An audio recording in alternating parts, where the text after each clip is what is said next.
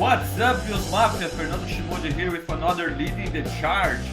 Today to talk about the start of the season. Finally, football's back, and we could see the Kansas City Chiefs being defeated by the Detroit Lions last night.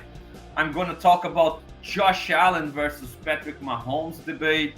I'm going to talk about some bold predictions for this Bills season and for the Monday Night Football versus the Jets. And I will preview the matchup and talk about what can we expect from this big time game, the first game of the Bills season against a divisional rival and on Monday Night Football, all the hype over the Jets. So a lot of subjects, a lot of topics for conversation in today's Leading the Charge. Join me, feel free to give your opinion via chat. If you are watching via YouTube, feel free to give your comment in the comment section. If you are listening your favorite podcast aggregator, please download and subscribe to Buffalo Rumblings. It's gonna be always a pleasure to have you listening to me and interacting, talking about the Bills.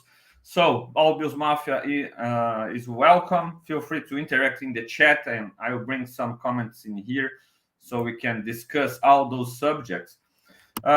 Without further ado, let me start talking about last night's game, the first game of the season, and the Detroit Lions beating the reigning champs Kansas City Chiefs at their home.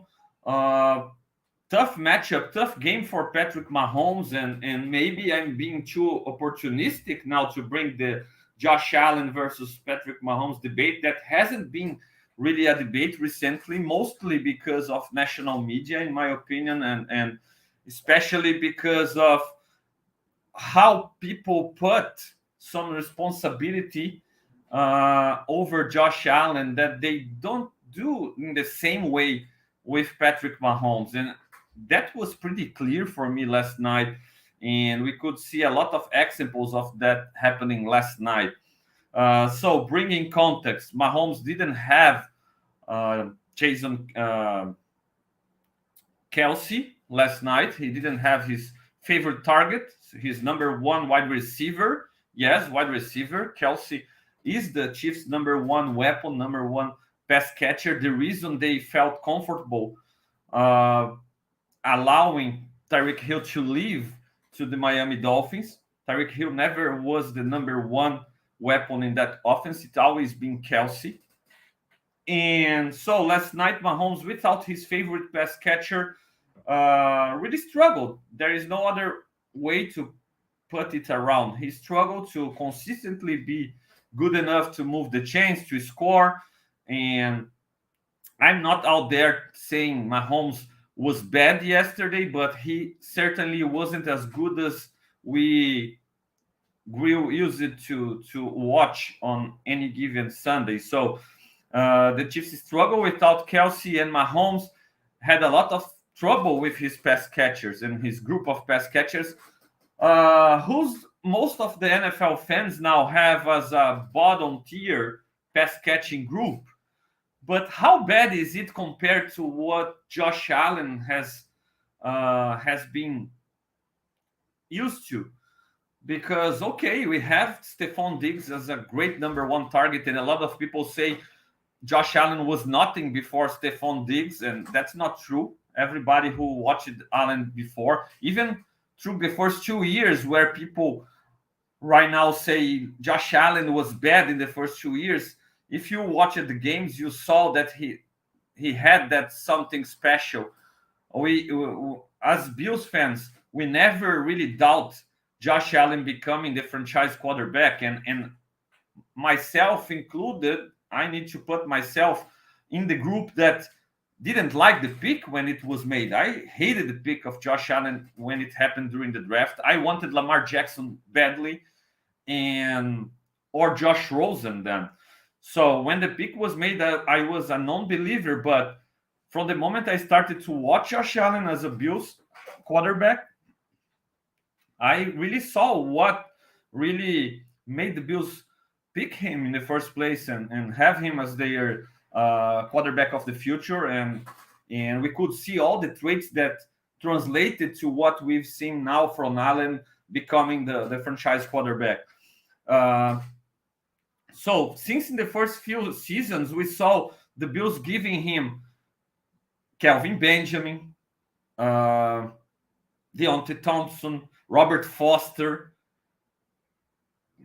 Charles Clay really over the hill, injured with nothing left on the tank. And so the Bills gave him no weapons at all. He had Zay Jones struggling early too. So he never had really great options in his first few seasons, but it didn't stop people of making bad comments about Josh Allen or saying he was bad in the first 2 years of his career.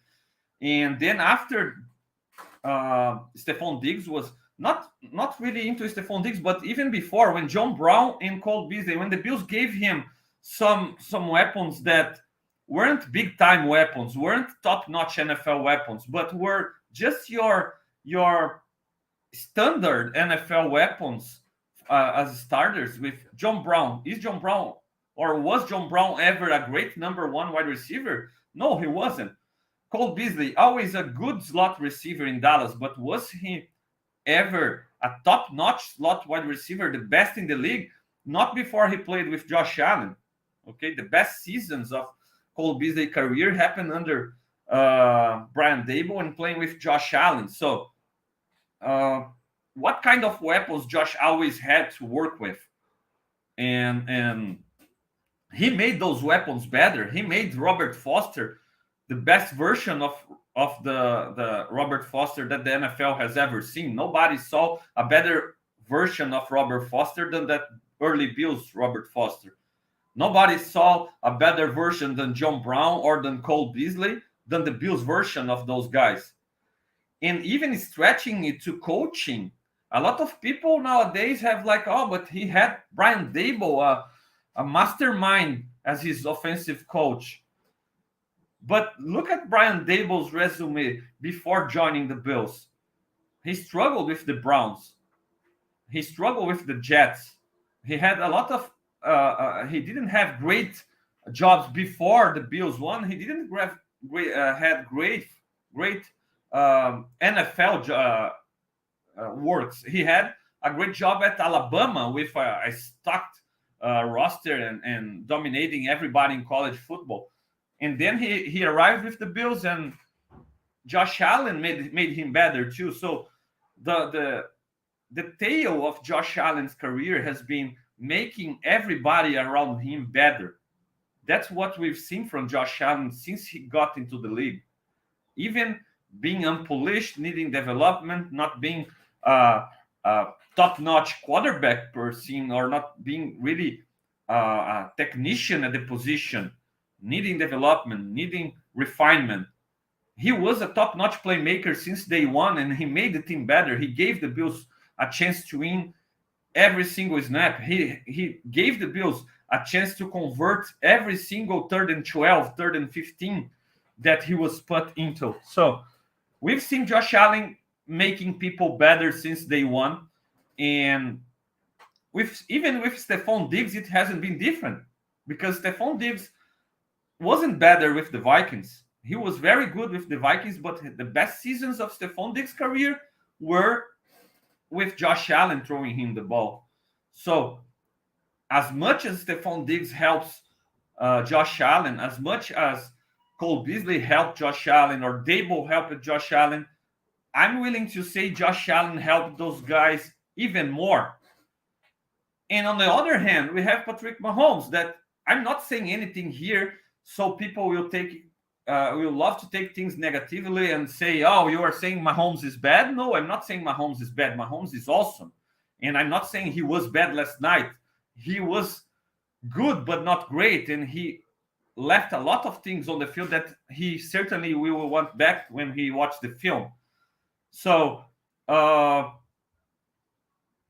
we have Patrick Mahomes that came into the league sitting behind Alex Smith, who was running the show for Kansas City Chiefs and for Andy Reid, a great mastermind offensively. And that's a guy who has a past success in the NFL working with offenses, not Brian Dable. Brian Dable had to adjust, had to get better during his stint with the Bills, and he certainly is doing a good job with the Giants now, but not alone. He has Kafka with him, Mike Kafka, who has been a great coordinator and a name who's been considered for head coach jobs in the future.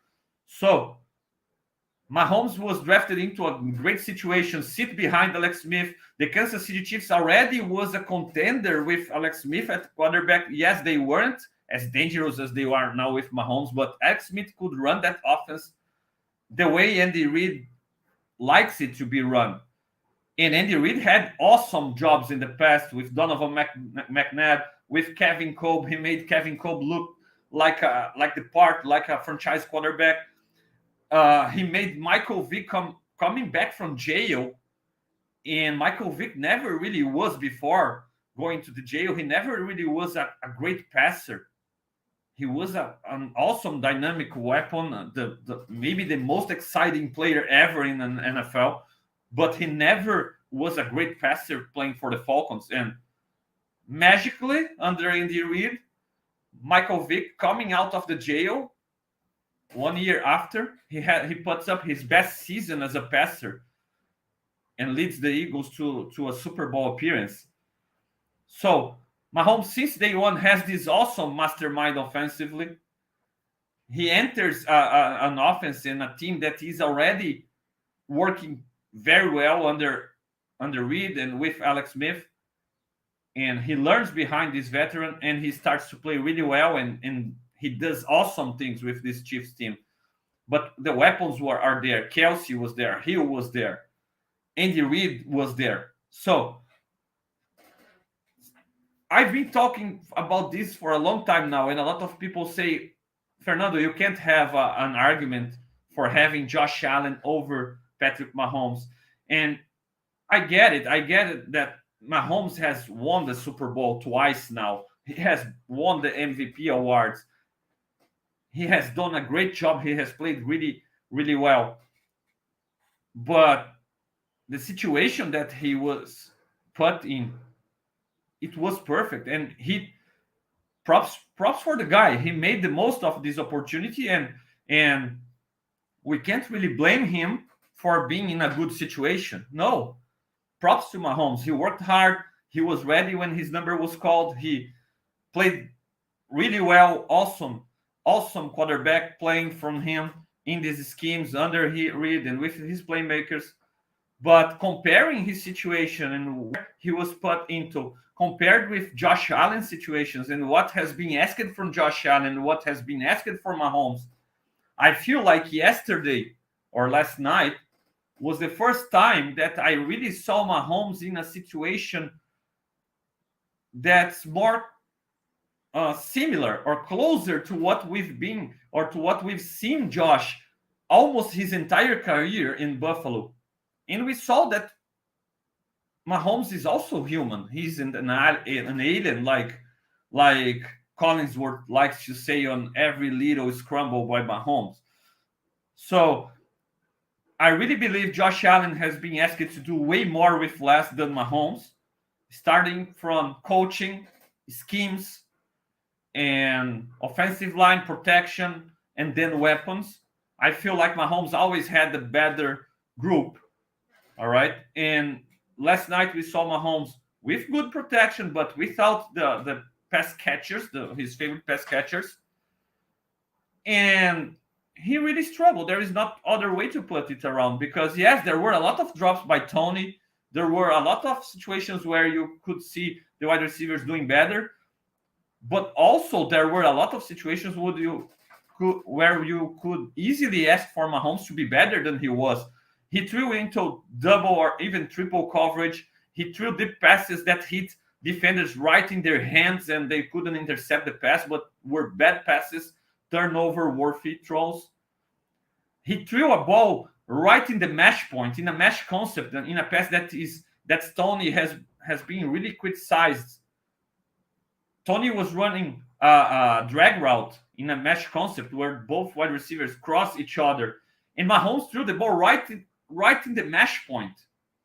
and it hit Tony in the hands, but his own partner, his own colleague, his own teammate kind of covered him because the guy just passed in front of him, and that made it a tough catch for Tony. And that's on Mahomes throwing that ball right in the mesh point of the concept. So he threw balls behind his wide receivers. Tony running free, crossing routes, and the ball was through slightly behind. He threw balls slightly behind in pass run options. Those kind of passes that when Josh throws it this way, media is all over him, like, oh, he's not accurate enough. He's inaccurate. Oh, but Tony dropped the interception, a pick six.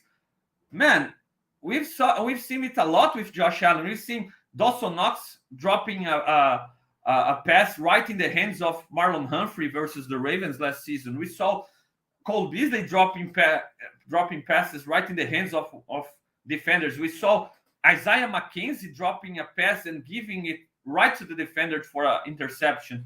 So I feel like the media and what's asked from Allen, not just from the coaching staff and from the Bills part and the Chiefs part, but even from the media, what's asked from Mahomes and what's asked from Josh Allen, it's totally different. And people want Josh Allen to be Superman all the time without flaws, what's impossible. And when Mahomes is asked to be Superman without help, oh, poor Mahomes. He has no help. So I feel like it's really unfair. And I feel like Josh Allen really has been asked to do more and has done more without less help when in those situations than Mahomes when he's in a situation that he doesn't have the targets or the protection is poor or things like that. Again, don't get me wrong, Mahomes is awesome. We are comparing the top two quarterbacks in the NFL, and I tell you that without any fear of being wrong, because yes, Burrow is awesome, but good luck if you need Joe Burrow to do what Josh Allen or Patrick Mahomes have to do in the sense of escaping the pocket. Burrow has great targets. He has the running game. He has everything nice around him. And again, I just feel Allen is asked to do way more with less. And I've never seen anybody throw more wide open guys than Mahomes, and that's huge props to Andy Reid and his schemes, because even with the pass catching group that people are criticizing now, those guys were running free for a lot of the time last night, and Mahomes hit them in their hands, like a little bit behind, a little bit ahead, but the guys were totally free. So huge props to Andy Reid. Huge props to even to the wide receivers on getting open, but Mahomes couldn't really make the plays happen. So I've seen Allen being asked to do those plays. I've seen Josh being criticized when he can't do those plays or when he throws the exact same type of passes that Mahomes threw last night, slightly behind, slightly ahead, or into double coverage, into triple coverage. People love to mock Josh Allen with those situations, but when Mahomes does so, poor Mahomes. So I don't get that.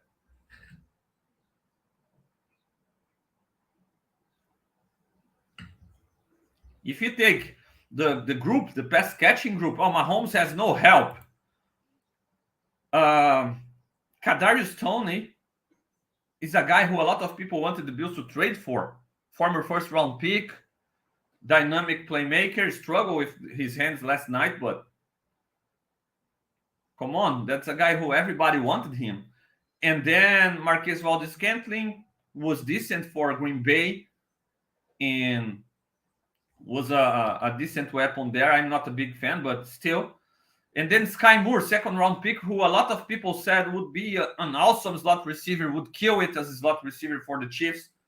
And they just drafted Rashee Rice, who scored a touchdown last night, another second-round pick, another guy who can be compared maybe of having an impact as much as any other wide receiver in the group, in this draft group, or even to Dalton Kincaid impact in the offense. And then Richie James, a guy who couldn't even see the field much as a pass catcher last night. But that's a former New York Giant who played a nice role last season as a slot wide receiver and performed really well to the point that our friends from Cover One loved him as a prospect in the free agency, as even a potential target for the Bills as a slot wide receiver. So Mahomes without weapons had all those guys available last night, and he had a nice offensive line, an offensive line that might not be as good as last year's offensive line, but they have starting caliber tackles in Jawan Taylor and Donovan Smith coming from the Buccaneers. And the run game is the same as last season with Isaiah Pacheco, Jerick McKinnon, Clyde Edwards-Helaire, another guy who our friends at Cover One really loved in his draft, but has been a total misfire by the Chiefs front office.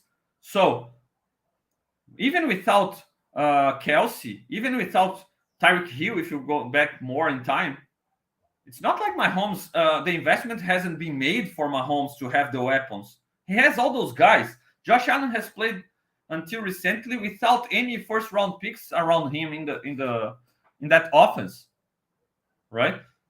So the Chiefs have invested in this group. Who Allen has at his disposal right now? He has Gabe Davis. Who's Gabe Davis? He was a fourth round pick. Another guy who that we can say that we can question where Gabe Davis would have been right now if not drafted by the Bills and playing alongside Josh Allen in this offense. Would he be as good as he is right now? And I'm saying like maybe a lot of people are still down on Gabe Davis because he really didn't become last season the number 2 wide receiver that we wanted. He struggled with drops. But if you remember correctly, even against the Jets last season, Josh Allen with his elbow busted, last play of the game, scrambles, throw a ball 60 yards in the air downfield, last play of the game, it hits Gabe Davis right in his hands, and he drops it with stick coverage, yes, but still the play was made by Josh Allen. And I never saw, other than Bills Mafia, I never seen anybody being mad and saying, oh, Josh Allen made the play and Gabe Davis let him down, like people did with Mahomes last night. So it's totally different how people evaluate and treat Mahomes and how they treat Allen. And again, I get it. Mahomes already have the MVP trophies, the Super Bowl trophies, the Lombardis, and Josh Allen doesn't have it. But look, that's a team sport, and I really believe the Bills wouldn't be nowhere near close as winning a Super Bowl if not for Josh Allen. It's not like the situation was already great, and a lot of people say that the Bills roster is stacked. I think it's a good roster with good players, some great players, but if you take Josh Allen out of this roster, I'm not sure if the Bills make the playoffs. And the same couldn't be said about the Chiefs without Mahomes when they had Alex Smith running the show. That was already a competitive team. So Mahomes is awesome. He's spectacular. He's a great quarterback, but he's the number 2 quarterback in the league, in my opinion, behind Josh Allen. It always will be about suppositions. It always will be about, we'll never know. We'll never know what would have been if Josh Allen were drafted by the Chiefs and were in Mahomes' situation. And we'll never know what would have been if Mahomes was drafted that day the Bills decided to trade the pick for the Chiefs, and the Chiefs had the opportunity to draft Mahomes 10th overall. We'll never know.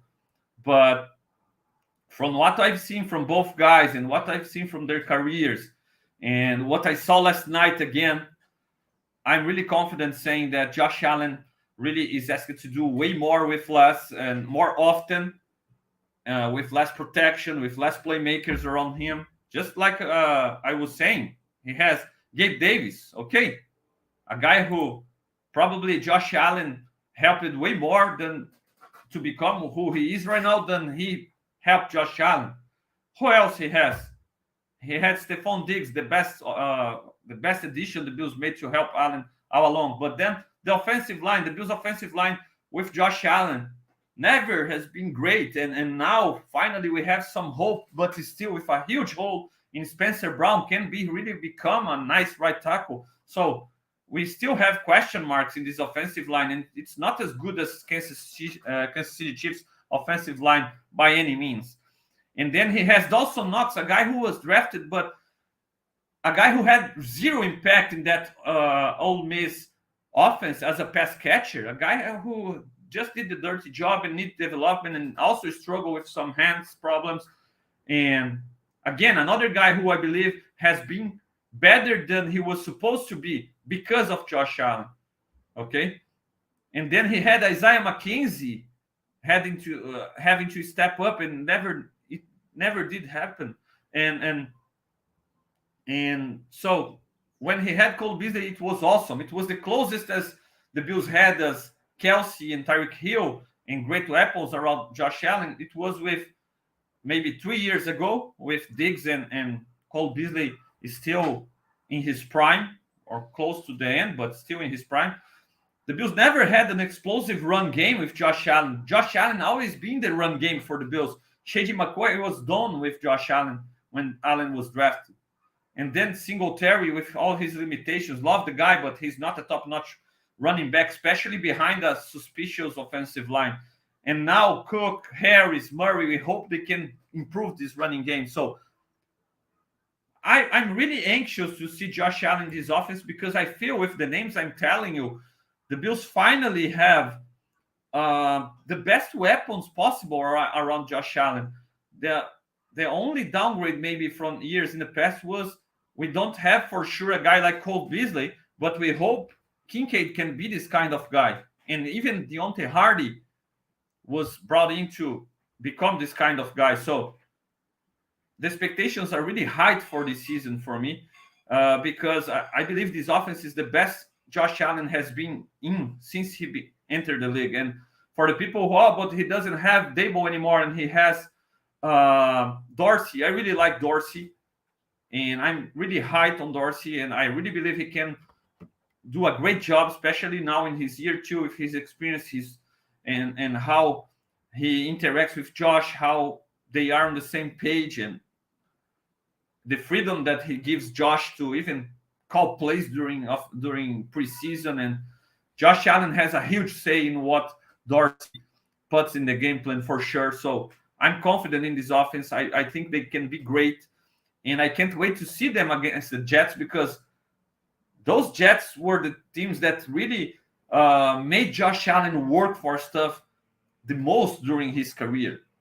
Josh Allen's stats against the Jets aren't the best, the greatest ones so far, and they've been getting better. That defense is really good, and if Josh Allen can play really well against this Jets defense, look out. MVP season coming, because this offense has the tools to be great. Josh Allen has been used to work with less than he has right now, less protection, less weapons, less help in the running game. So I'm really anxious and excited to watch this offense operating, because I think they can be great. It won't be easy against the Jets, but it will be a great test for this offense. And even if they struggle against the Jets, I'm confident they can have a great season, because the Jets really are prepared to have and to cause some difficulties for this Bills offense, as they've done in the past. But finishing the Mahomes and Allen comparison here, love Mahomes. He's great arm, great talent. He can buy time in the pocket, and he did it last night. He did great stuff last night too. He was in a bad situation, but I saw in the past people wanting Allen to do more than what he did in situations like this. So, and I haven't seen actually people calling out Mahomes enough from last night, and they are simply directing all the blame on Tony and on the targets. And again, I just told you about those pass catchers and this group. A lot of first and second round picks. Protection is there. Offensive line, running game was there with all three running backs healthy. It wasn't like he was totally alone playing by himself last night. Not like we've seen from being asked from Josh Allen with the Bills. And that's why I really have Josh Allen as the best quarterback in the league. Oh, but he's in as consistent as Mahomes. It's easier to be consistent when you have everything clicking around you. And last night proved that. Mahomes didn't have everything clicking around him last night, and he couldn't be so consistent with his ball placement, with his decision making. And people has asked Josh Allen to be perfect in those departments in bad situations. So I really believe we have the best quarterback in the league. That's my first bold statement, not even a bold prediction of the day. But yes, Bills Mafia, we have the best quarterback in the NFL. I believe so. I've been on this train since that postseason run 2 years ago that culminated and ended, unfortunately, with the 13 seconds and the coin toss. But it's hard to ask your offense and your quarterback to operate better than Josh Allen did on that run against the Patriots and the Chiefs in the playoffs, in the biggest stage. And since that day, I've been on this train. I take Josh Allen over any quarterback in this league, and I stay on this train. I take him over Mahomes any day of the week, twice on Sundays, because give him the weapons, give him a good situation around him, and you see how he can be more consistent, how he can avoid bad decisions, how he can play less hero ball. I believe so, and I believe we will see more of this season with the Bills being better prepared around him.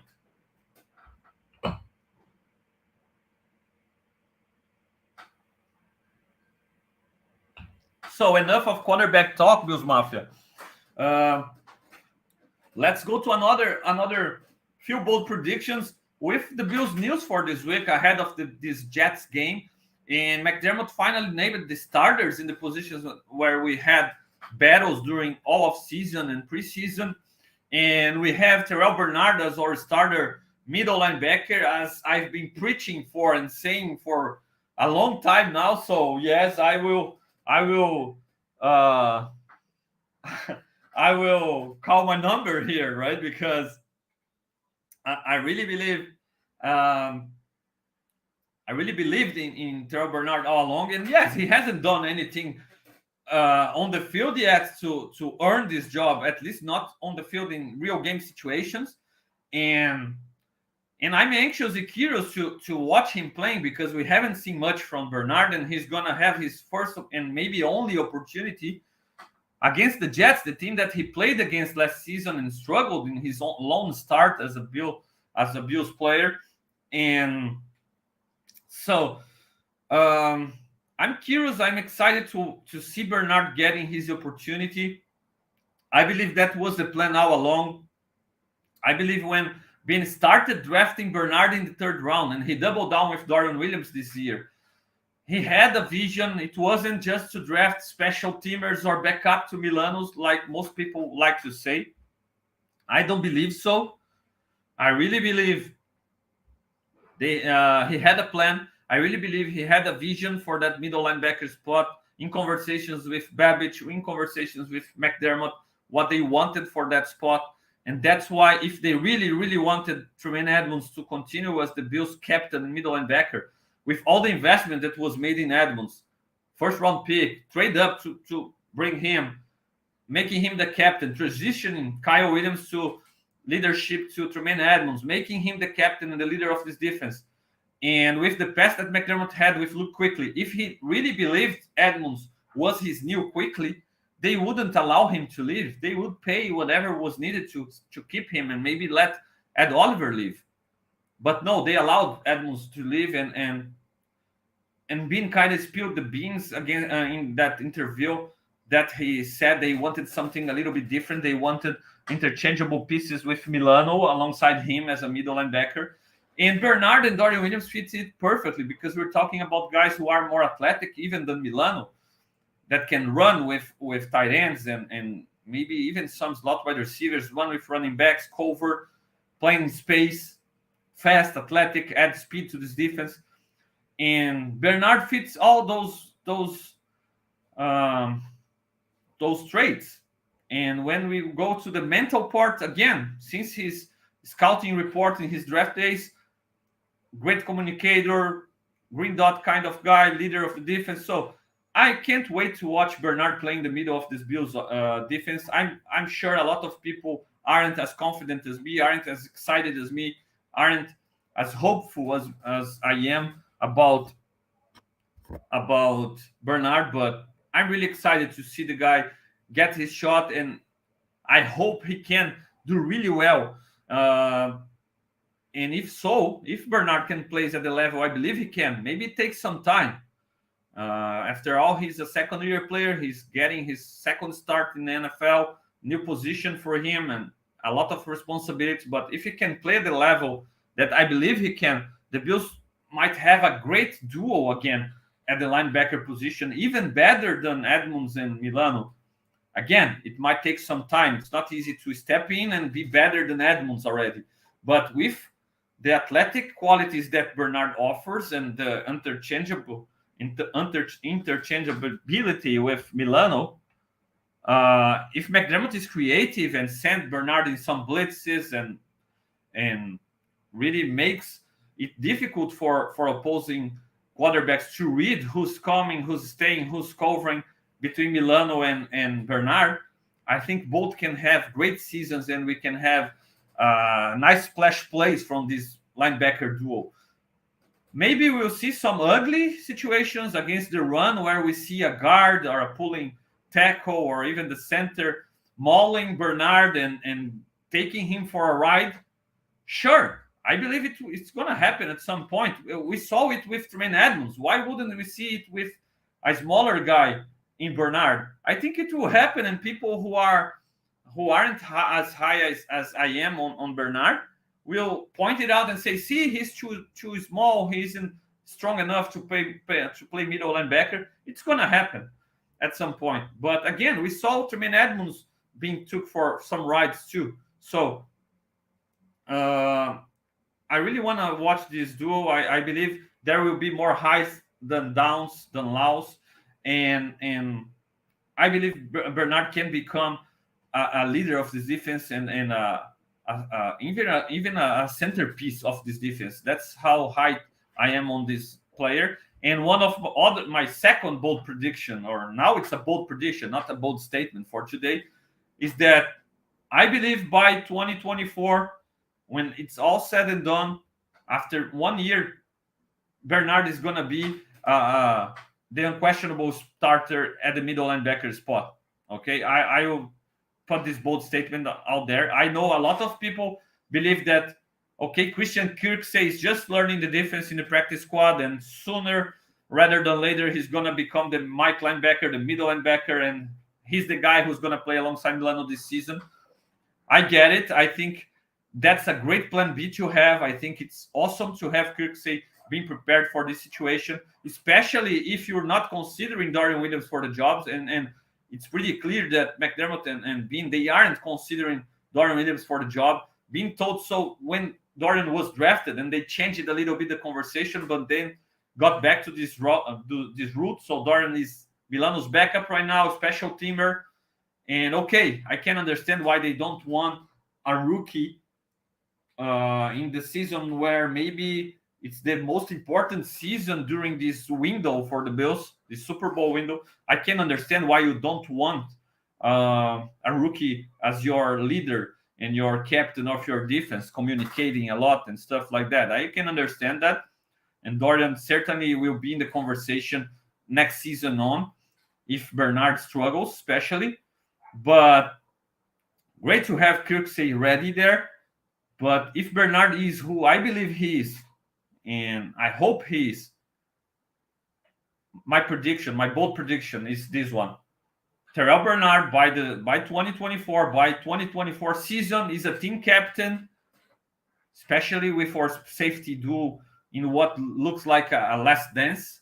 and the Bills will need to make some decisions. Bean will need to make some decisions next year related to the cap, and he wouldn't be able to pay everybody.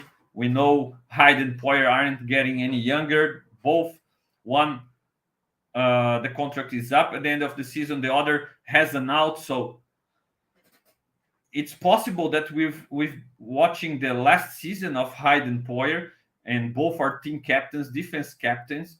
And if the Bills are forced or decide um, to move on from those guys, and Bernard is who I believe he is, by 2024 season, he's a team captain. He has a C on his chest, and he's the long-term middle linebacker for the Bills.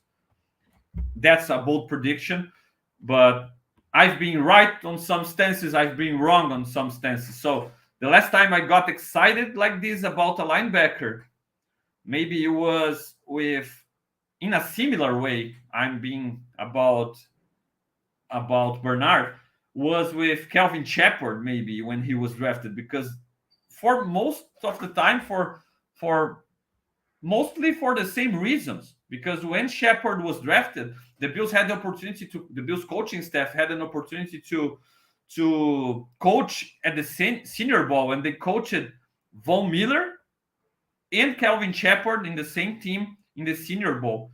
And Sean Gailey and Buddy Nix came back from that experience saying great things about Von Miller, that the Bills never had a shot at drafting, but about Calvin Shepard too. And I really wanted him badly in that draft. And in the third round, the Bills could draft Calvin Shepard out of LSU. And I wanted Shepard really badly for the same reasons I've heard about Bernard, for his leadership, communication skills, and I really love the guy in these about those subjects. But Shepard, as a player on the field, he was a totally different animal than Bernard. We are questioning Bernard's size and his capabilities against the run, and Shepard was the total opposite. He was questioned as a coverage linebacker if he could stay on all three downs on the field, and it proved to be way too much for Calvin Shepard back in the day, and that's why he was traded, and we got Cherry Hughes out of him, and the rest is story. But it was the last time, so I got it wrong in the past. I might be wrong on Bernard again, right? I won't hide my misfires. I was really excited about Jaquan Johnson opportunity last season when Hyde went down. I really believe Jaquan Johnson was ready to take over that spot and to be a playmaker from what we've seen in his opportunities in preseason. And it also didn't happen, and Hamlin ended winning the job, and Jaquan Johnson isn't even in this Bills roster anymore. So I'm not out there hiding my predictions or my misfires. And I've been wrong in the past. I can be wrong about Bernard again, but I have great expectations about him. And don't forget, I've been right too, right? Because I hated the White Teller trade back in the day, and I proved to be right on that stance, right? So there were a lot of situations where I was right too, and my prediction is for Bernard to really do a great job as the Bills' middle linebacker and communicator and captain of this defense. Even if he isn't a captain right now with the C on his chest, especially due to the circumstances, and he hasn't played a lot during preseason. We still have Hyde and Poyer as defensive captains and Von Miller, three veterans. But my bold prediction is this one. He's going to be the starter for a long time, and he's going to be a captain by 2024 season. The other guys who won jobs, we have Christian Benford winning the cornerback 2 job, and we had Osiris Torrance winning the right guard job, right? The main competitions were those, and we had Bernard, Torrance, and Benford winning those jobs.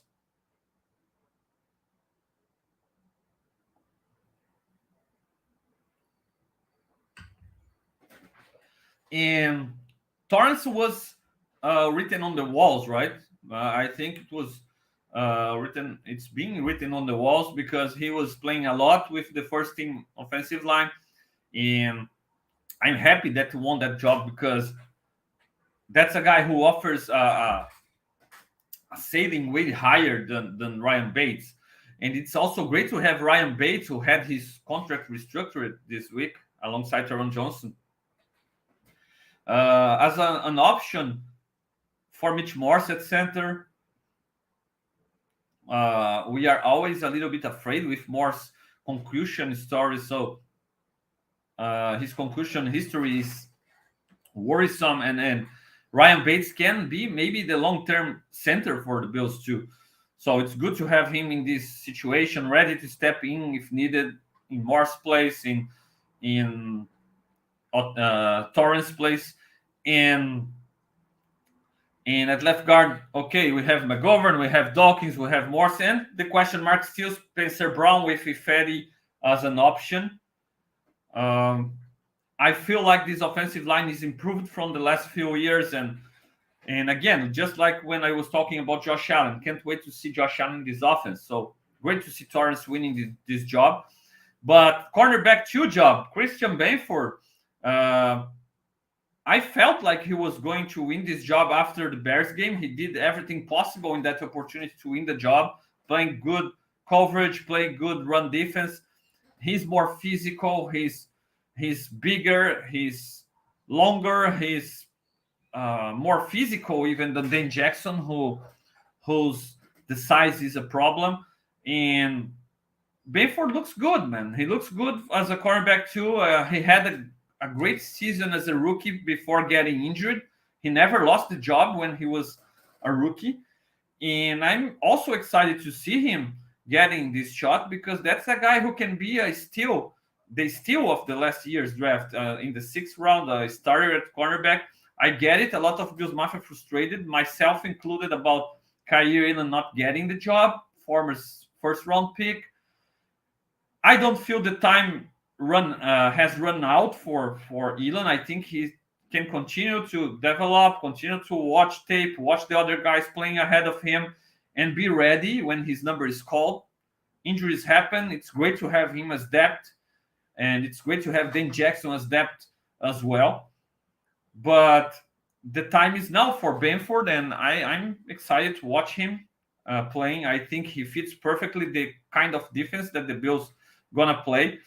But also, I feel like Benford winning the job and Dane Jackson being ahead of Elam shows us that the defense isn't really different from what it has been under Leslie Frazier. Okay, so all of season people has talked about how we're gonna have a new defense with McDermott at the helm, and I kind of told you, right, that I wasn't expecting a lot of changes in this defensive side of the ball with McDermott running the show because Leslie Frazier has been there since day one alongside McDermott, assistant head coach, previous experience as a head coach, a guy who McDermott trusted 100%. So, yes, he decided to move on from Frazier, and we're going to have some adjustments. We're going to have maybe some difference in play calling. We're going to have the change at middle linebacker spot and what changes what you can do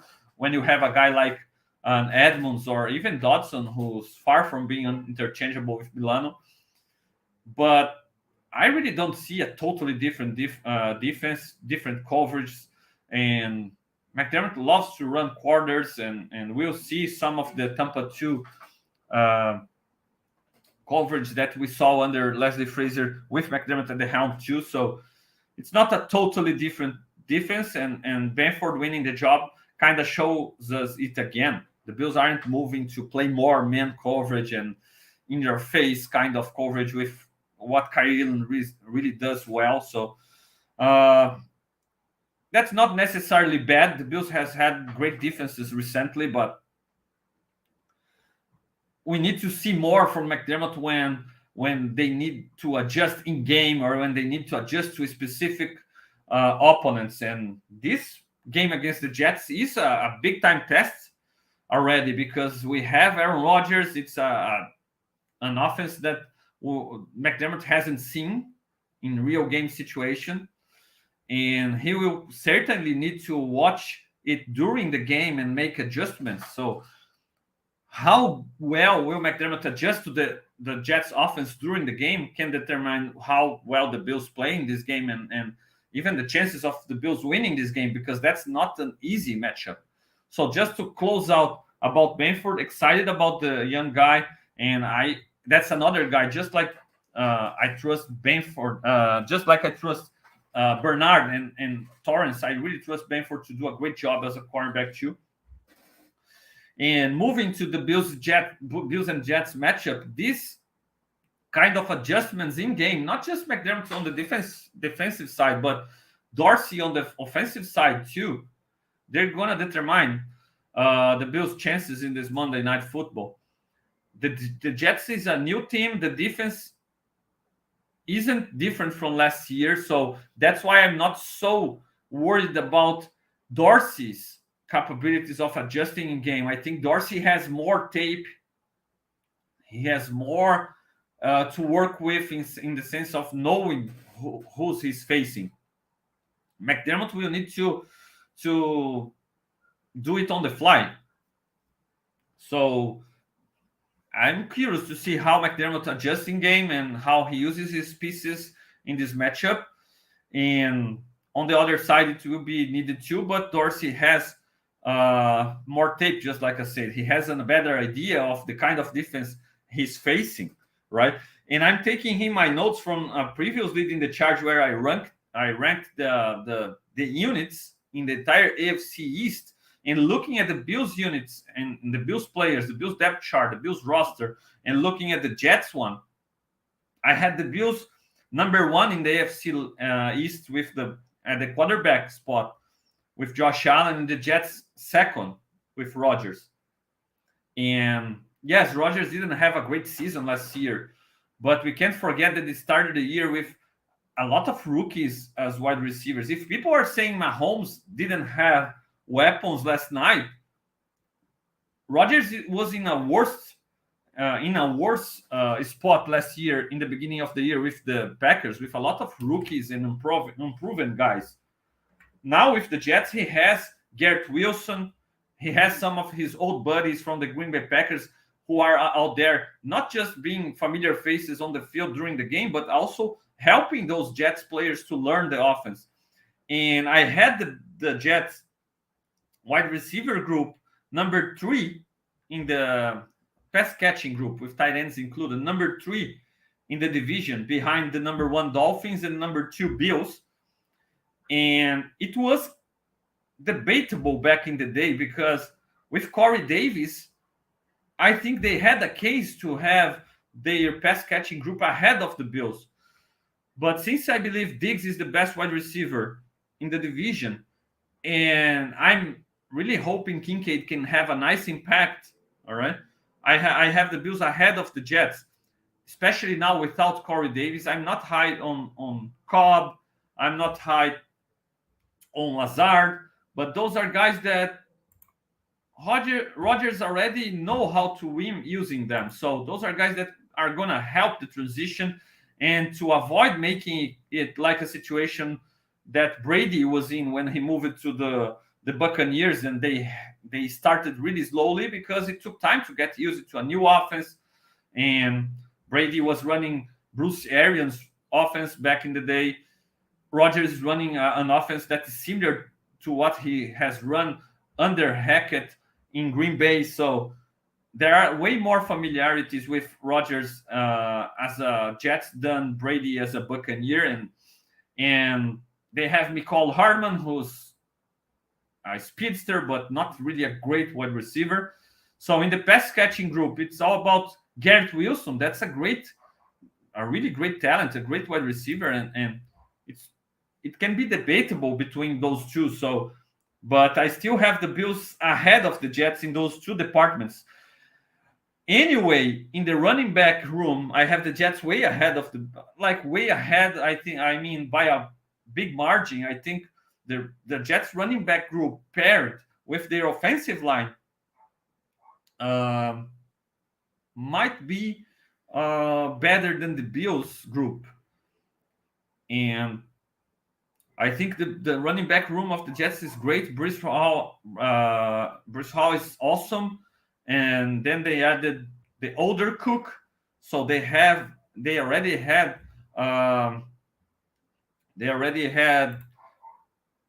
not just Hall, but also Michael Carter And so that's a great trio of running backs, and they can cause a lot of problems for the Bills. And the Jets offensive line, they have struggled, okay, and but the talent is there because the investment was made there. Vera Tucker, Beckton, all former first round picks, Laken Thompson, same thing, and really good, solid, good guard. Dwayne Brown, experienced guy. McGovern, experienced guy. So I feel like there are question marks, especially Beckton, who has struggled with injury. But this group has potential to be really good. So that's those two places are places where the Jets might have an advantage. And on the defensive side of the ball, there is where I really believe the Jets are prepared to give problems for the Bills with a great pass rush. The defensive line is the best one in the division, in my opinion. Especially the Bills are the second, in my opinion. But with Von Miller playing and without Von Miller, I don't feel so well about this defensive line. I hope I can be wrong. I hope Rousseau, Floyd, they can play great. Ed Oliver can be consistent, but we have question marks there. And the Jets have a nice group, a nice rotation in the defensive line. Wilkerson is dominant, and he's awesome. And he's going to be a great test for Torrance, for McGovern, for our interior O-line. And then they have Carl Lawson, a veteran pass rusher who I'm pretty sure can cause problems even to Dion Dawkins, but especially against Spencer Brown. Then they have the former first-round pick Jermaine Johnson and the newest first-round pick Will McDonald in the rotation. Those guys can be really problematic against Spencer Johnson, especially.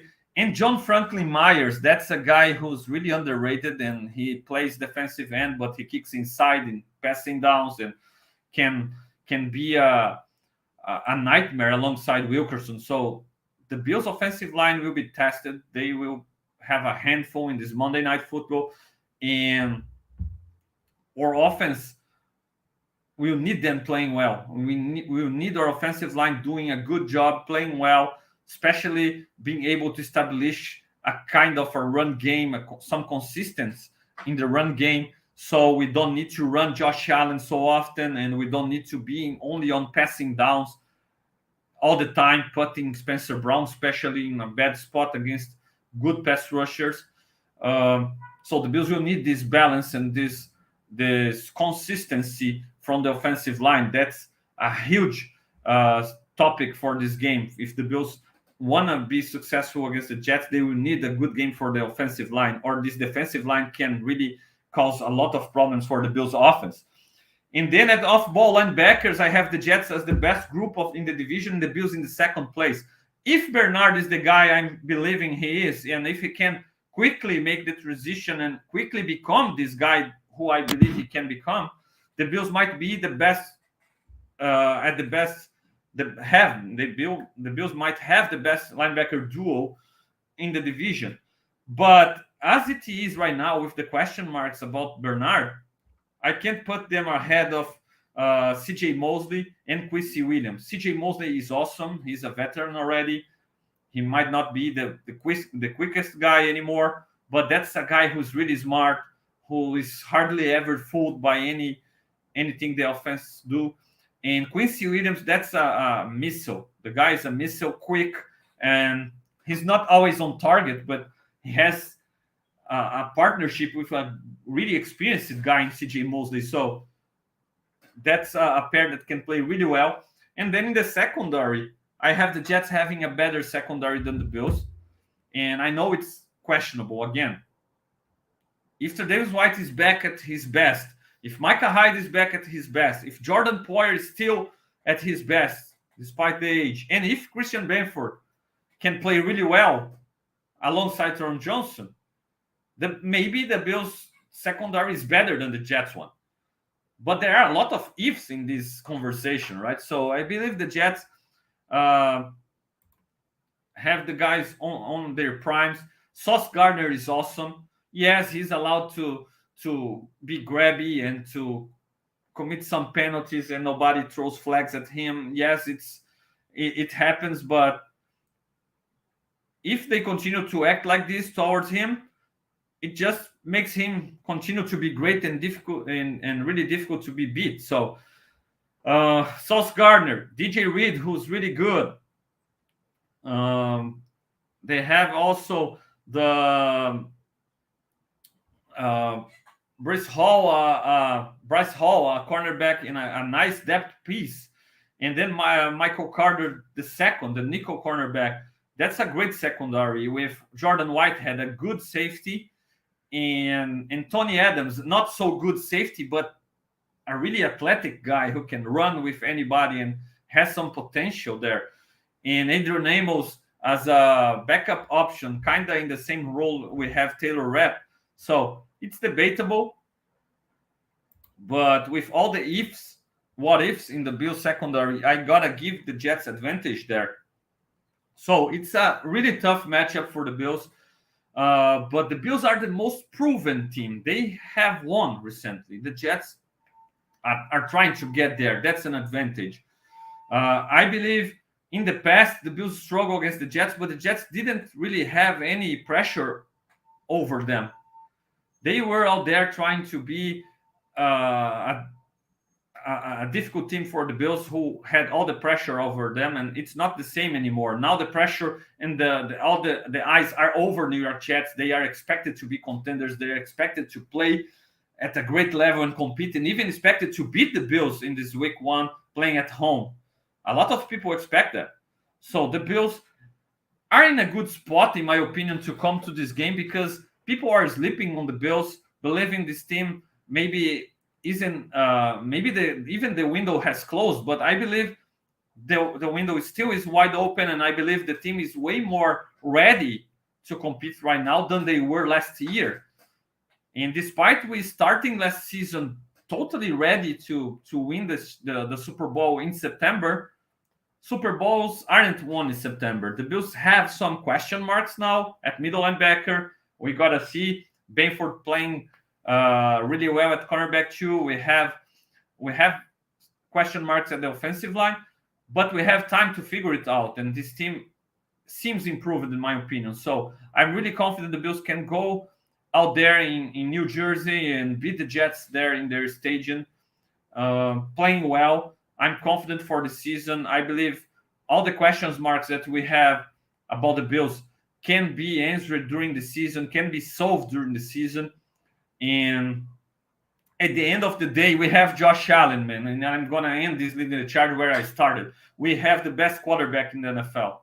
So I really believe as long as we have him fully healthy under center, it's going to be tough for anybody to beat us. And I really expect Josh Allen to even elevate himself even more and play well against a tough Jets team that has given him a lot of trouble in the past. And if Josh Allen can really play that well against this Jets defense, against these Jets teams, look out. I think the Bills will be ready to compete again, and this time even to go further and get back to a Super Bowl and maybe even win it. So I believe in this team. I think they got better, and can't wait for Monday Night Football, Bills Mafia. So let me know. Let me know, what do you think about those guesses? I gave my two bold predictions. With one is a bold statement: Josh Allen, best quarterback in the NFL. Terrell Bernard, team captain and middle linebacker, long-term middle linebacker for the Bills, and team captain in 2024, holding down that spot. The main two bold statements, bold predictions.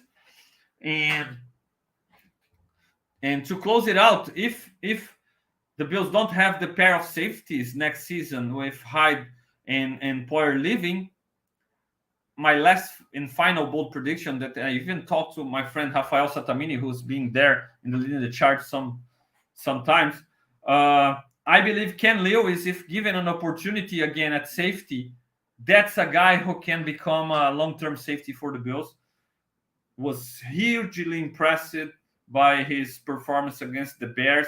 A lot of people who were there watching the Bills camp were impressed by him.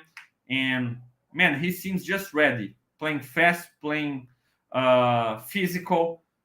He can hit stick people. He can cover. He can run. So if he finds a way to get on the field during the season, I think he will establish himself as a safety of the future and make it easier to Bills to move on from Hyde or Poyer or both from 2024 on. But that's a conversation for another opportunity. So thank you so much, Bills Mafia, for being there. So thank you so much for the guys who interacted in the chat. Lucas was there. Leo was there with their Go Bills, right? And people agreeing about how the media and national media especially has treated Mahomes differently from Josh Allen, in a good way for Mahomes, in a bad way of Josh Allen. But it is what it is, right? I believe we have the best guy. I wouldn't trade 17 for anybody. And I'm really excited for this season. I believe the Bills finally put something around him. Nothing exceptional, right? But they finally put something around him that might work and might make things easier for 17 to become the MVP of the league and lead the Bills to a Super Bowl. That's it, Bill Mafia. Thank you so much. Hit that like button, subscribe to Buffalo Rumblings channel, and I see you on Sunday with the Portuguese version of leading the charge to entire Bills Mafia, Latin America, Brazil, Portuguese-speaking countries. And always appreciate you, Bills Mafia. Thank you so much. See you around. Go Bills.